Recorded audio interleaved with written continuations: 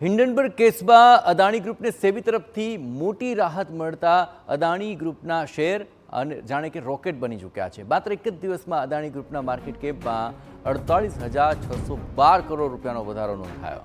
રોકાણકારોના વિશ્વાસમાં વધારો થતાં અદાણી ગ્રુપના શેરોમાં પળવારમાં જ આકસ્મિક ઉછાળો જોવા મળ્યો હતો। અદાણી ટોટલ કેસના શેરમાં 12.57%નો વધારો થયો છે।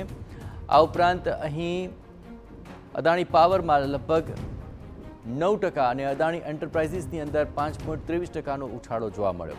અન્ય કંપનીઓ જેમ કે Adani green energy, Adani ports અને અદાણી એનર્જી સોલ્યુશન્સની અંદર પણ 2 થી 3%નો વધારો થયો છે। સાથે જ એસીસી, અંબુજા સિમેન્ટ્સ અને સાંધી ઇન્ડસ્ટ્રીઝ જેવા સિમેન્ટ શેરોમાં પણ સકારાત્મક હલચલ જોવા મળી રહી છે।